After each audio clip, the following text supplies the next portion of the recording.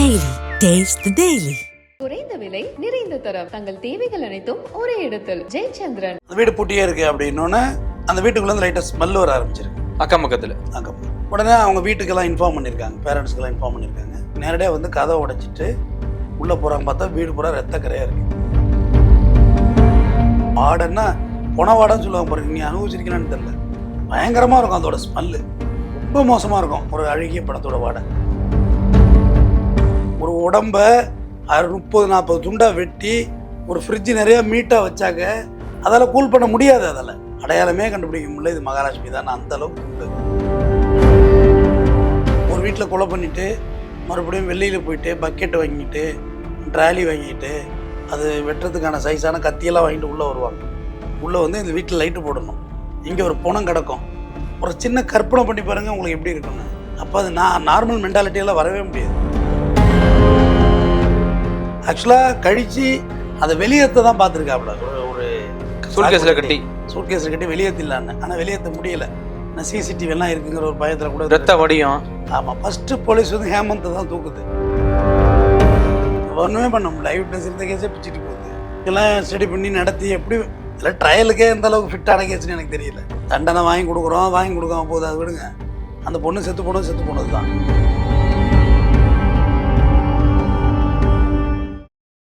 King TV நேயர்களுக்கு வணக்கம். பல்வேறு வழக்குகள் குறித்து வாதிப்பதற்காக இன்று நம்முடைய வருகை புரிந்துள்ளார் சென்னை குற்றவியல் வழக்கறிஞர் டாக்டர் RS தமிழ்வந்தன் அவர்கள். சார் வணக்கம். வணக்கம். சமீப காலமாகவே பார்த்தீங்கன்னா அந்த ஒரு பிணத்தை வெட்டி துண்டு துண்டா அந்த சூழ்கில வச்சு கொண்டே போடுறது பெருசாக வந்துகிட்டே இருக்கு சார், வளர்ந்துக்கிட்டே இருக்கு. கடந்த வாரம் கூட பார்த்தீங்கன்னா பெங்களூரில் ஒரு பெண்ணை 30 துண்டுகளுக்கு மேலே வெட்டி ஃப்ரிட்ஜில் வச்சுருக்காங்க. இந்த சம்பவம் இன்னைக்கு நாடு முழுவதும் பெருசாக பேசப்பட்டு வருது. ஒரு பக்கம் கல்கட்டாவில் நடந்த அந்த டாக்டர் கொலையை விட இது வந்து அடுத்த பேசும்போதெல்லாம் வந்துட்டே இருக்கு சார். இந்த கொலையை பற்றி நீங்கள் எப்படி பார்க்குறீங்க? இல்லை, இதெல்லாம் உளவியல் பிரச்சனை. இது மதனுடைய வந்தார்கள் வென்றார்கள்னு ஒரு புக்கு இருக்குது. அதை படிச்சிங்கன்னா சார் நிறைய விஷயங்கள் அதில் தெரிஞ்சுக்கலாம். அதில் புக்கு கிடைக்குது. நான் சொல்கிறது நான் படித்த 20 வருஷம் இருக்கும். அதுக்கு முன்னாடி உள்ள புத்தகம் வந்தார்கள் வென்றார்கள், மதனோட புத்தகம். அதில் நிறைய அந்த சைக்காலஜி பிரச்சனையை பற்றி எழுதியிருப்பார் மதனை. இது முழுக்க உளவியல் பிரச்சனை. இப்போ இந்த பொண்ணு பார்த்தீங்கன்னா, பெங்களூர் பொண்ணு பார்த்தீங்கன்னா பேர் மகாலட்சுமி 29 வயசு. ஆமாம், அதே ஏரியாவில் பிறந்து வளர்ந்தவங்க தான், அந்த பெங்களூர்லேயே. அவங்க கணவர் பேர் ஹேமந்த். கணவனோட பிரிஞ்சிருக்காங்க. கிட்டத்தட்ட 6 வருஷம் முன்னாடி கல்யாணம் இருந்திருக்கு போல். நம்ம ட்ராவல் ஆகலை. இவங்க தனியாக ஒரு வீடு எடுத்து தங்கியிருந்துருக்காங்க. அந்த பொண்ணுமே பார்த்திங்கன்னா அங்கே உள்ள ஒரு ஸ்பாவில் தான் வேலை பார்த்துருக்கு. அந்த வங்கதேசக்காரன் தான் கொண்டாந்து கூட போக வச்சு எடுத்திருக்கான். இப்போ அதில் தான் இது கணவர் ஹேமந்துக்கு சண்டை ஆகி பிரிஞ்சு வந்துடுறாரு. அவனோட பழக்க வழக்கம் சரியில்லை, அவனோட பழக்க வழக்கத்தை நிறுத்துங்கிற மாதிரி தான் வெளியாகிறார். சரின்னு பார்த்தாக்கா அந்த வீடு பூட்டி கிடக்கு. அப்பார்ட்மெண்ட்டு அக்கம் பக்கத்தில் நல்லா பழகிருக்காங்க, போயிருக்காங்க. யார்? இந்த மகாலட்சுமி. அந்த வீடு பூட்டியே இருக்குது அப்படின்னோடனே அந்த வீட்டுக்குள்ளேருந்து லைட்டாக ஸ்மெல் வர ஆரம்பிச்சிருக்கு. அக்கம் பக்கத்தில் உடனே அவங்க வீட்டுக்கெல்லாம் இன்ஃபார்ம் பண்ணியிருக்காங்க, பேரண்ட்ஸ்க்கெல்லாம் இன்ஃபார்ம் பண்ணியிருக்காங்க. பேரண்ட்ஸ் வந்து இந்த பொண்ணை ஒரு 2-3 நாளாக கூப்பிட்டு பார்த்துட்டு இல்லை எங்கேயாவது வேலையாக போயிருப்பா அப்படிங்கிற மாதிரி. ஏன்னா இப்போ வந்து லேண்ட்லைன் இருந்த காலத்துலையாவது ஒரு ஆளை கேட்ச் பண்ண முடிஞ்சுது. செல்ஃபோன் இருந்த காலத்தில் யாரையும் கேட்ச் பண்ண முடியல. ஏன்னா என் ஃபோனை நானே எடுத்து பார்த்துட்டு இப்படி வச்சிடறேன்ல சைலண்டா. ஆமாம், யாராம தேவையில்லாம நானே வச்சிடறேனே. உங்கள் ஃபோன் எடுத்து பார்த்து நீங்களே வச்சுருவீங்க. இல்லை பக்கத்தில் 2 கொடுத்து நான் இல்லைன்னு சொல்லு அப்படின்னு நீங்கள் சொன்னீங்கன்னா இல்லைன்னு சொல்ல போகிறேன். எப்படி கண்டுபிடிக்க முடியும்? பட் லேண்ட்லைன் அப்படி கிடையாது. என் ஆஃபீஸ் போனால் நான் எடுத்து தான் ஆகணும். எத்தனை நாளைக்கு நான் இல்லைன்னு சொல்ல முடியும்? கண்டிப்பாக. அதேமாதிரி இல்லைன்னு ஆன்சர் பண்ணுறவங்க ப்ராப்பரானவங்க தான் ஆன்சர் பண்ண முடியும். இப்போ என் ஆஃபீஸ் லேண்ட்லைன் ஃபோனுக்கு என் ஜூனியரோ என்னை சம்மந்தப்பட்டவங்க தான் ஆன் பண்ணணும். ஆனால் செல்ஃபோனுக்கு அப்படி கிடையாது. நான் அவரோட ஃப்ரெண்டு பேசுகிறேங்க, அவ்வளோதான் அப்படின்ட்டு போயிட்டே இருக்கலாம். அந்தமாரி ஃபோன் எடுக்கலன்னொன்னே இவங்களாம் 2 நாள் பார்த்துட்டு அப்புறம் இவங்கெல்லாம் அக்கம் பக்கத்தில் கூட்ட சொன்னோன்னே நேரடியாக வந்து கதை உடைச்சிட்டு உள்ளே போகிறாங்க. பார்த்தா வீடு பூரா ரத்த கரையாக இருக்குது. ஏதோ சம்திங்கிறான்னு வாடன்னா பொன வாடன்னு சொல்லுவாங்க பாருங்க, நீ அனுபவிச்சிருக்கீங்களான்னு தெரில. பயங்கரமாக இருக்கும் அதோட ஸ்மெல்லு, ரொம்ப மோசமாக இருக்கும். ஒரு அழுகிய பணத்தோட வாடை. பார்த்தா ஃப்ரிட்ஜை கோழி புழுவெல்லாம் முக்கிய ஆரம்பிச்சிட்டு ஃப்ரிட்ஜுக்குள்ளே வச்சோம். அதுக்கு பிறகும் அது மேலேயும் புழு உருவாகிருக்குன்னா அப்போ அந்த சிதறல்கள், அந்த பிணச்சிதறல்கள் எவ்வளோ இருந்திருக்கும். ஃப்ரிட்ஜோட லோடை தாண்டி ஓவர் ஆகிட்டு அந்த கூல் பண்ணுற அளவுக்கு மார்ச்சேரி போயிருக்கீங்களா? அதில் ட்ரேயெல்லாம் பார்த்தீங்கன்னா புகைத்தெல்லாம் இருக்கும், கூலிங்கு ஹெவி கூலிங்காக இருக்கும். ஆமாம், அது வந்து எதுவுமே ஆகாது. பட் அந்தளவுக்கு ஃப்ரிட்ஜில் கெப்பாசிட்டி இருக்காது இல்லை? கண்டிப்பாக. ஒரு உடம்ப 30-40 துண்டாக வெட்டி ஒரு ஃப்ரிட்ஜு நிறையா மீட்டாக வச்சாங்க. அதால் கூல் பண்ண முடியாது. அதோட தான் புழு வச்சதெல்லாம் புழுலாம் வச்சுருக்காது, ஸ்மெல்லே வந்திருக்காது. பார்த்தா துண்டாக இருக்குது. பார்த்தா அடையாளமே கண்டுபிடிக்க முடியல. இது மகாலட்சுமி தான். அந்த அளவுக்கு துண்டு, அப்புறம் போலீஸை கூப்பிட்டாரு. போலீஸ் வந்து எப்படி சார் வெட்டியிருப்பான்? கத்தி எடுத்து வெட்ட வேண்டியதுதான். இதில் என்ன இருக்குது, உளவியல் பிரச்சனை வந்து அப்புறம் இல்ல எப்படி இப்ப ஒரு மனித உடலை வந்து துண்டு துண்டா வெட்டி வந்து ஃப்ரிட்ஜில் வைக்கிறானா, இப்போ என்ன மனநிலை இருந்திருப்பாங்க? அதான் உளவியல் பிரச்சனை, மென்டலி ட்ரிகர் ஆகிடுறது தான், மனநோய் ஆகிடுது. அதாவது கூலிக்கு கொலை பண்ணிட்டு எஸ்கேப் ஆகுறாங்க பாருங்க, அவங்களுக்கு வந்து மனநோயெல்லாம் வராது. ஆன் தி ஸ்பாட்டு வெட்டுறது ஹிட் அண்ட் ரன்னு எஸ் ஆயிடுவாங்க. ஆனால் ஒரு வீட்டில் கொலை பண்ணிவிட்டு மறுபடியும் வெளியில் போயிட்டு பக்கெட் வாங்கிட்டு ட்ராலி வாங்கிட்டு அது வெட்டுறதுக்கான சைஸான கத்தியெல்லாம் வாங்கிட்டு உள்ளே வருவாங்க. உள்ளே வந்து இந்த வீட்டில் லைட்டு போடணும், இங்கே ஒரு பணம் கிடக்கும். ஒரு சின்ன கற்பனை பண்ணி பாருங்கள் உங்களுக்கு எப்படி இருக்குன்னு. அந்த வீட்டுக்குள்ளே திருப்பி வரும். அத்தோட கொலை பண்ணிவிட்டு போயிட்டோம்னா பிரச்சனை இல்லை, திருப்பி வரணும் அந்த வீட்டுக்குள்ளே வந்து பார்க்குறது இருக்காங்களே, வர்றாங்களே. அப்போ அது நார்மல் மென்டாலிட்டியெல்லாம் வரவே முடியாது, நார்மல் மனநிலையில் வரவே முடியாது. இப்போ இவ்வளோ பேச்சு பேசுகிறாங்களே, இவ்வளோ வீராவசனம் பேசுகிறாங்களே, நான் கூப்பிட்றேன் வாங்க ராஜீவ்காந்தி ஹாஸ்பிட்டலுக்கு மார்ச்சரிக்கு, தில்லாக வந்துட்டு போகிறச்ச வெளியில் வர சொல்லுங்க பார்ப்போம். முடியாதுங்க. இப்போ திரும்புகிற இடம்லாம் பணமாக கிடக்கும் அந்த வெளியில். ஆமாம். அப்புறம் உள்ள ட்ராலியில் வைக்கிறது வந்து போஸ்ட்மார்ட்டம்லாம் பண்ணது பிறகு தான் ட்ரையில் வைப்பாங்க. அது ஒரு கீழே கிடக்கும், இப்படி தலை நசிங்க கிடக்கும், ரயிலில் அடிபட்டு பல பல கோணங்களில் செதஞ்சு கிடக்கும். அப்படியே ஷூ போட்டால் தான் அந்த அந்த வாக்கர் ஷூன்னு சொல்லி இவ்வளோ இருக்கும் பாருங்கள், பூட்டு, அது போட்டால் தான் உள்ளே போகலாம். சகதியாக இருக்கும், அப்படியே ரத்தமாக இருக்கும். அதில் உள்ளே வந்துட்டு வர சொல்லுங்கள். எவ்வளோ பெரிய டைலாக் பேசுகிற வீர டைலாக் பேசுகிறாங்கல்ல, அவனை வெற்றி. நானும் போயிருக்கேன், உள்ளே போகும்போதே அந்த நாத்தை நம்மளை அட்டாக் பண்ணி, அது வந்து ஒரு மாதிரி என்னைக்காவது இந்த ஐடென்டிஃபிகேஷன் காமிக்க போவோம் ஆள், அதாவது காணலின்னு கேஸ் கொடுக்குறோம்ல, மேன் மிஸ்ஸிங், அதில் மார்ச்சரியை பார்த்துருங்க சாருன்பாங்க. அப்போ பார்க்குறதுக்கு போய் பார்க்குறது, அது ஒரு நாளைக்காவது நமக்கு ஃபுல்லாகவே மாதிரி பேனிக்காகவே இருக்கும், அப்படியே இருக்கும். அப்புறம் காலப்போக்கில் பழகிடுன்னு வச்சுக்கோங்க, தெரியாது பெருசாக. இப்போ நான்லாம் சர்வசாதாரணமாக போயிட்டு வருவேன், எனக்கு ஒன்றும் பிரச்சனை கிடையாது. ட்ரே எடுத்து பார்க்குறேன், நானே சட்டு எடுத்து பார்த்துருவேன். எதுக்கு சொல்ல வந்தேன்னா, அந்த வீட்டுக்குள்ளே வந்து மறுபடியும் அந்த பிணத்தை எடுத்து, அதுவும் யாரோ கண்ணு தெரியாதவங்க கிடையாது கொலை பண்ணி போட்டது, நம்மளோடைய பழகினவங்க, நம்மளோடைய இருந்தவங்கள கொலை பண்ணிவிட்டு மறுபடியும் வெட்டுறதுன்னா டோட்டலி மென்டல் டிஸ்டர்ப்டு தான், வேறு வழியே இல்லை. அது உளவியல் நோய் தான். பீஸாக ஒரு மரக்கட்டையை வச்சு, சைஸான மரக்கட்டையை போய் எடுத்துகிட்டு வந்திருக்காப்புல, வாங்கிட்டு வந்து வச்சு கழித்து ஃப்ரிட்ஜில் வெளியே லோட் பண்ணியிருக்காப்புல.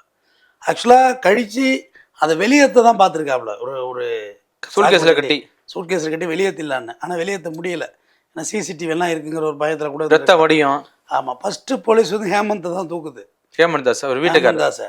ஆனால் அவனே அழுதுகிட்டு வந்திருக்கான், ஐயோ இப்படி போயிட்டியா நீ, அவனே அவன் தான் பண்ணிட்டான். ஏன்னா ஒரு குழந்தை ஒன்று இருக்கு போல, பொன் குழந்தை இருக்கு, ஐயோ போயிட்டே வரணும் அப்படின்னு தான் ஹேமந்த் தாஸ்கிட்டேருந்து கேமரா அவன் பக்கம் திருப்புறாங்க. யார் அவன் பெங்காலத்துக்காரங்க, அவனோட தாங்க இவர் இருந்துக்கிட்டு இப்படி வாழ்க்கையை கெடுத்துட்டா அப்படின்னா, அப்போ இவர் மேலே சந்தேகம் வரலை. இப்போ அவனை தேடி போலீஸ் போகிறாங்க. அவனை பிடிச்சாதான் மற்ற விஷயங்கள்லாம் தெரிய வரும். இல்லை என்ன நடந்திருக்கு உங்களுக்குள்ள? இவங்க அடுத்த கட்ட ரிலேஷன்ஷிப் வச்சுருந்துருக்கலாம் இல்லீகலா, அதுக்கு நிறைய வாய்ப்புகள் இருக்குது.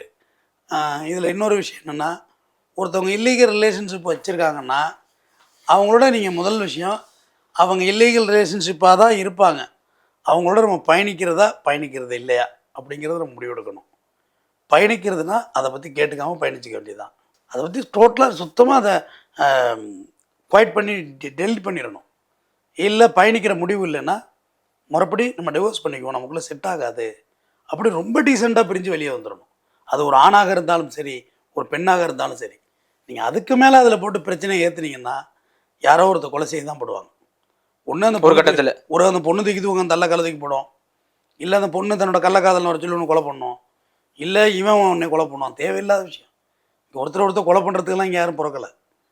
உங்களுக்கு எனக்கு ரிலேஷன்ஷிப் செட் ஆகலை, எப்படி நம்ம ஃப்ரெண்ட்ஸு செட் ஆகலைன்னா ரைட்டு மச்சான் உனக்கு எனக்கு செட் ஆகாது வேலையை பார்க்குறோம். சில பேர் மண்டையை வெட்டிக்கிட்டு கத்தி எடுத்து வெட்டிக்கிட்டு பிரிகிறான், அது தேவையாதுன்னு கேட்குறேன். சும்மா பிரிஞ்சு இல்லாமல் இல்லை என்ன இருக்குது, பிரிஞ்சுட்டா எப்போ ஒன்றும் சேர்றது கூட வாய்ப்பு கிடைக்கும். பிறகு ஒரு காலங்களில் 1 ஆண்டுகள் 2 ஆண்டுகள் கழித்து கூட உங்களை நான் நண்பனாக கூட ஏற்றுக்கிறதுக்கு வாய்ப்புகள் உருவாகலாம். அப்போ நம்ம பிரிஞ்சு அது வந்து இதாகிடும். அதுதான் உறவுக்குள்ளே நண்பருக்குள்ளே சண்டை ஆகிட்டோம்னா யாரோ ஒருத்தர் தப்பு பண்ணி தான் இருப்போம், இன்னொருத்தவங்க அதை பெருசாக எடுத்துக்காமல் பெருந்தன்மையாக கடந்து போனால் மட்டும்தான் அது உறவாக இருக்கட்டும், நட்பாக இருக்கட்டும், காதலாக இருக்கட்டும், திருமணமாக இருக்கட்டும், அது நிம்மதியாக இருக்கும். அதை போட்டு ஏற்றி நீ அவனோட தான் இருக்கேன்னு சந்தேகப்பட்டு அந்த சந்தேகத்தை ஊர்ஜிதப்படுத்தி உனக்கு ஒரு ஆட்டோ கால் ரெக்கார்டிங் செல்லை கொடுத்து அதை ஆப்பை கேட்டு ஃபுல்லாக அதை பேசுகிறதெல்லாம் காதில் வாங்கி, அது ரொம்ப உளவியல் பிரச்சனை. அது இல்ல இப்ப இதுல இவன் எப்படி சார் மாட்டியிருப்பான்? அந்த இவன் கூட, அதான் அந்த பொண்ணு கூட இருந்த பையன் எப்படி மாட்டியிருப்பாங்கிறீங்க? இப்போ அவனை தான் சந்தேகப்படுறாங்க முழுசா. இப்போ அவனை தான் தேடி போலீஸ் போகுது. அவன் தான் ஆள் சுவிட்ச் ஆஃபில் இருக்கான். பொண்ணு நம்பரும் சுவிட்ச் ஆஃபில் இருக்குது. அவன் தப்பு பண்ணலன்னா அவனும் இங்கே தான் நின்றுருப்பான். கண்டிப்பா. ஹேமந்தாஸ் வந்து ஓடி ஒளிஞ்சிருந்தா இப்போ அவன் மாட்டி தான் இருப்பான். அவன் தப்பு பண்ணலன்னு யாராவது நின்றுட்டான், எனக்கு அதுக்கு சம்மந்தம் இல்லைன்னு. அவன் தான் ஓடி, அவனை பிடிச்சாதான் இப்போ அடுத்த கட்ட விசாரணையே வரும். இல்லை என்ன நடந்திருக்கு 2 பேருக்குள்ள? ஒருவேளை கல்யாணம் பண்ண சொல்லி எதுவும் ரொம்ப கம்பல் பண்ணியிருப்பாங்களா இந்த பொண்ணு மகாலட்சுமி? எது வேணுமோ இருந்திருக்கலாம், கல்யாணம் பண்ண சொல்லியிருந்துருக்கலாம். சில பேர் லிவிங் டுகெதரில் இருந்துட்டு பயில எஸ்கேப் ஆக பார்ப்பாங்க. சில இடத்துல பொண்ணுங்க எஸ்கேப் ஆக பார்க்கும். யாரையும் பிள்ளை கொடுத்துட்டு டக்குன்னு எஸ்கேப் ஆக யாரையும் சளைத்தவர்கள்லாம் இல்லை. சில இடத்துல பொண்ணு கட் பண்ண ஆரம்பிச்சிடும். உனக்கு இவனோட ஜேர்னி பண்ண முடியாது, இவனோட அவன் பெட்டராக இருக்கான். ஜானி படத்தில் தீபா சொல்லுவாங்க, ரஜினி கூட சொல்லுவார், உன்னை விட ஒன்று இந்த உலகத்தில் பெட்டராக இருந்துக்கிட்டே தான் இருக்கும், அது ஒரு எண்டே இல்லைன்னு சொல்லுவார். நல்ல டைலாக் அது. இதை விட அது பெட்டர், அதை விட அது பெட்டர், போயிட்டே தான் இருக்கும். அதுக்கு ஒரு எண்டுங்கிறது நம்ம மனநிலை தான், நம்மளுடைய மனசாட்சி தான் அதுக்கு எண்டு. போதும், நல்லா தான் இருக்கும், நிம்மதியாக இருக்கும் அப்படிங்கிற மனநிலையை நம்ம வகுத்தா தான் உண்டு. ஆனால் அதை நம்ம இழுத்துக்கிட்டே போனோம்னா எக்ஸாக இழுத்தோம்னா அது எங்கேயே தான் போகும். அதுக்கு எல்லையே இல்லை. அதுக்கு எல்லையே ஆசைக்கு ஏது எல்லையே இல்லை. இப்போ கூட பாருங்கள், ஒரு சாதாரண ப்ராஸ்டியூட் அழைச்சிட்டு வர்றான், ஒரு வேலை பேசி. இத்தனைக்கும் அவன் தங்கச்சி அக்கா வீட்டில் வேலை தேட வந்தவன், சிவகங்கையிலேருந்து, துறப்பாக்கத்தில் சொல்கிறேன். ஆமாம், தீபா. வீடு கூட கிடையாது, அது தீபா, அது பேர். 32 வயசு, அது ஒரு பாலியல் தொழிலாளி. விடிய மாதவரத்துலேருந்து இங்கே போகுது. விடிய போகுது. சரி கிளம்புங்கிறாங்க. அவங்களுக்கும் நடந்த கான்வர்சேஷனு. இல்லை நீ இன்னும் கொஞ்சம் கூட பணம் கொடுக்குன்னு அது கேட்குது. இவன் சொல்கிறான், என்கிட்ட இவ்வளோ தான் பணம் இருக்குன்னு. இல்லை நான் அக்கம் பக்கத்தையெல்லாம் கூட்டுருவான் அப்படிங்குது. ஏன்னா இவன் தங்கியிருக்குது அக்கா வீட்டுக்கு தெரிஞ்ச அசிங்கம். ஒரே அடி சுற்றியெல்லாம் இல்லை, வேலை முடிஞ்சு போச்சு. அடிச்சு ஜாயிண்டாக அடித்து சூட் கேஸில் போட்டு, அமெரிக்கன் சூட் கேஸில் போட்டு லாக் பண்ணி இழுத்து கொண்டே அழிஞ்சிட்டு வந்துட்டான். இது இவன் சொல்கிற ஸ்டேட்மெண்ட்டு. அங்கே என்ன நடந்திருக்கும், என்ன வேணுமோ நடந்திருக்கலாம். ஏன்னா 2 பேர் தான், யாரும் ஐ விட்னஸ் கிடையாது, 2 பேர் தான். இவன் சொல்கிற ஸ்டேட்மெண்ட்டு இது. யார்? மணிகண்டன் அவன் பேர், கரெக்டா? இவர் சொல்கிற ஸ்டேட்மெண்ட்டு, மணிகண்டன் சொல்கிற ஸ்டேட்மெண்ட்டு இது. வேறு என்ன வேணால் நடந்திருக்கலாம். மணிகண்டன் லைஃப் டைம் என்னோட கல்யாணம் பண்ணிக்க, என்னோட இது அப்படின்னு கூட கேட்டிருந்துருக்கலாம். யாருக்கு தெரியும் அங்கே என்ன நடந்ததுன்னு? யாருக்கு தெரியும்? ஆமாம், எல்லாம் ஒரு யூகத்தில் இவரோட கன்ஃபெஷன் வச்சு கேஸை ஜோடித்து கதை எழுத வேண்டியது தான். ஐ விட்னஸ் கிடையாது மர்டர் பண்ணுறதுக்கு. இவன் ஒரு சூட் கேஸை எடுத்துகிட்டு போகிறான், அவ்வளோதான். திருப்பி அவருக்குள்ள சூட் கேஸு இல்லை. அது அந்த சூட் கேஸா அப்படிங்கிறதுலாம் கேள்வி கிடையாது. வீட்டுக்குள்ளே ரத்தக்கரை எடுத்திருக்காங்க. இதில் ட்ரையலுக்கே எந்த அளவுக்கு ஃபிட்டான கேஸ்ன்னு எனக்கு தெரியல. ட்ரையல் நடத்துறதுக்கு, தண்டனை வாங்கி கொடுக்குறதுக்கே எவ்வளோ சொல்யூஷனான கேஸ்ன்னு தெரியல. இதெல்லாம் கண்டிப்பாா யாருமே நிறைய ஐ விட்னஸ் இருந்தும் கூட நீங்க எடுத்த கேஸ்லாம் இன்னைக்கு பெண்டிங்லான இருக்கு. தீர்ப்பு வழங்க முடியல, ஒன்றுமே பண்ண முடியல. ஐ விட்னஸ் இருந்த கேஸே பிச்சுட்டு போகுது. இதெல்லாம் ஸ்டடி பண்ணி நடத்தி எப்படி தண்டனை வாங்கி கொடுக்காம போகுது. அது விடுங்க, அந்த பொண்ணு செத்து போனது தான். அந்த பொண்ணு இல்லை, அவ்வளோதான், இறந்து போச்சு, நோ மோர். அதான் நான் சொல்கிறது. கூடிய முறைக்கும் நீங்கள் வந்து சுதந்திரம், விடுதலை ரெண்டுக்கும் வித்தியாசம் நிறையா இருக்குது. சுதந்திரம்ங்கிறது வரையறுக்கப்பட்டது, எப்படி வேணாலும் வாழலாம். இன்னும் வரையறுக்கப்பட்டது. 10 மணி வரைக்கும் தான் ஒயின் ஷாப் இருக்கும். 10 மணிக்கு மேலே ஒரு பாட்டில் குடித்தாலும் அது பிளாக், அதாவது அஃபென்ஸ் அப்படின்றது சுதந்திரம். விடுதலைங்கிறது அப்படி இல்லை, கணக்கு வழக்கே கிடையாது, என்ன வேணுமோ பண்ணலாம் அப்படிங்கிறது விடுதலை. நான் அந்த பெண்களோட விடுதலைக்கும் சுதந்திரத்துக்கு பயப்படுறதே அதுதான். சுதந்திரமாக இருங்க, ஆனால் அதுக்குள்ளே ஒரு கட்டுப்பாடு வேணும், உங்கள் வரையறை வேணும். லாஸ் எப்படி கெட்டு போனாலும் பெண்களுக்கே தான் ஏற்படுது. மேலுக்கு லாஸ் ரொம்ப கம்மி, ஆம்பளைக்கு. பெண்களும் கூலிப்படையெல்லாம் செட் பண்ணி ஆம்பளை கொலை பண்ணுது, அது நடந்துக்கிட்டு தான் இருக்கு, நான் பார்த்துக்கிட்டு தான் இருக்கோம். பட் அதுக்கு நிறையா பாசிபிலிட்டிஸ் கம்மி. பட் ஃபீமேல் வந்து ஈஸியாக ஒரு மேலளவுக்கு பலமானவங்க கிடையாது ஃபீமேல், டெஃபினட்டாக இல்லை. அடிக்க முடியல, ஒண்டிக்கு அடிக்க முடியல. அடிச்சிருந்தா மணிகண்டன் வந்து வயசு சின்ன பையன் தானே அந்த லேடியை விட, அடித்து சாத்தி எடுத்துருக்கலாமே, முடியாது. அவங்க உயிர் போயிடுது. 6,000 10,000த்துக்கு ஆசைப்பட்டு உயிர் போயிடுது. நம்ம அதான் சொல்கிறோம், முடிஞ்சளவு பாதுகாப்பாக இருங்க. இந்த சமுதாயம் நீங்கள் நினைக்கிற மாதிரி இல்லை. நம்ம இன்றைக்கி வந்து ஒரு விபச்சார விடுதி ஓப்பன் பண்ணணும் அப்படின்ற அளவுக்கு இப்போ தான் பேசவே ஆரம்பிக்கிறோம். அந்த லாபியே இப்போ தான் வருது. மேலைநாடுகள்லாம் வச்சு முடிச்சுட்டான், அதை நம்மளை தாண்டி போயிட்டுருக்கான். ஆனால் நம்ம இன்னும் இது ஒரு பெரிய விஷயமாக போட்டு மைண்டில் ஏற்றிக்கிட்டு நம்மளோட வளர்ச்சி கீழே போனதுக்கு காரணமே இது ஒரு முக்கியமான விஷயம். இதே சிந்தனையில் இருக்குது. நம்மளுக்கு வேறு என்ன சிந்தனை இருக்குது? சாப்பாடு, லேடிஸ், மது சூது, வேறு என்ன சிந்தனை இருக்குது சொல்லுங்கள்? 3க்குள்ளே தான் நம்மளுடைய டைலூட்டிங்கை நம்ம அவ்வளோதான் நினச்சிக்கிட்டு இருக்கோம். இந்த 3 தான் நமக்கு இருக்கிற ரெக்கரேஷன் அப்படின்னு நினச்சிக்கிட்டு இருக்கோம்.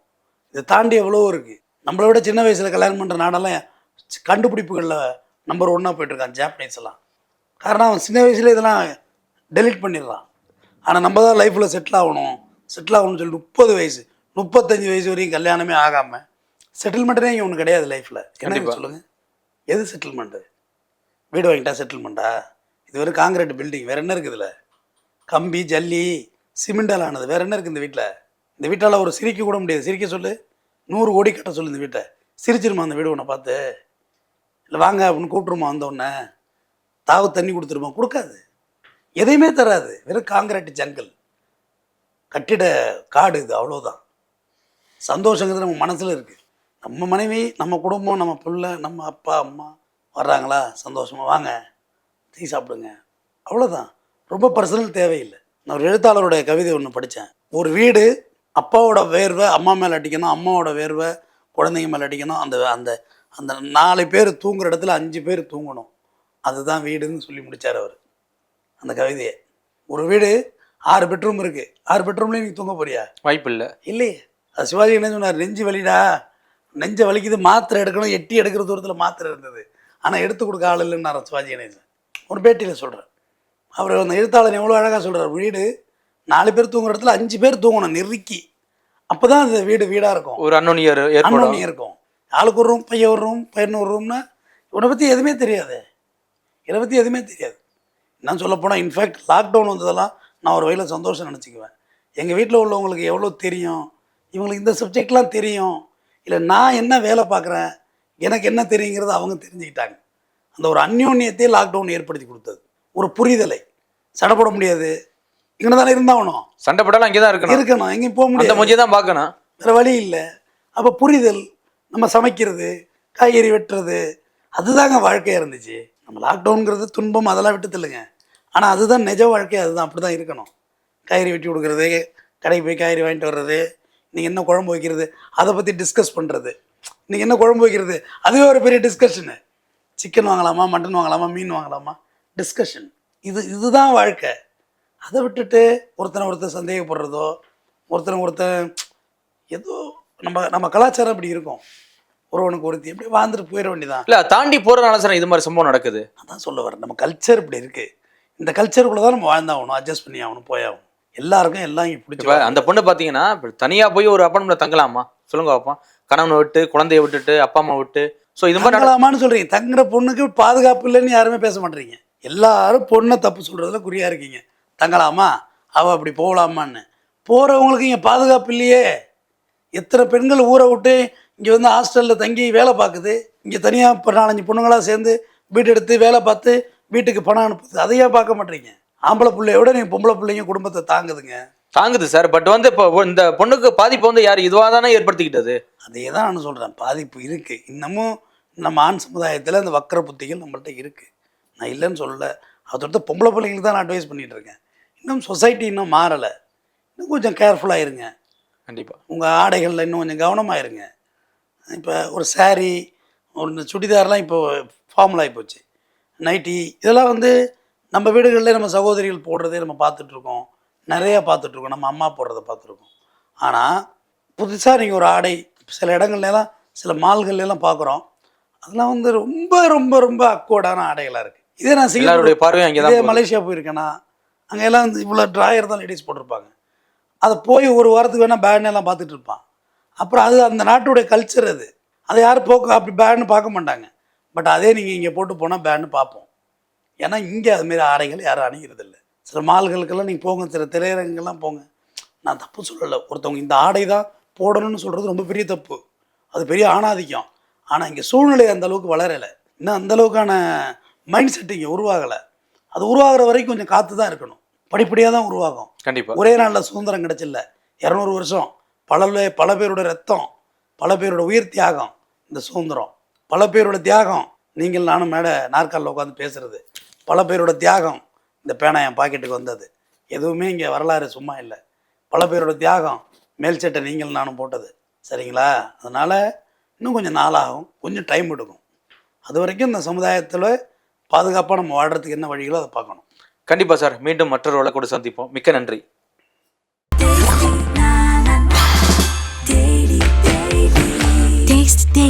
Taste the Daily.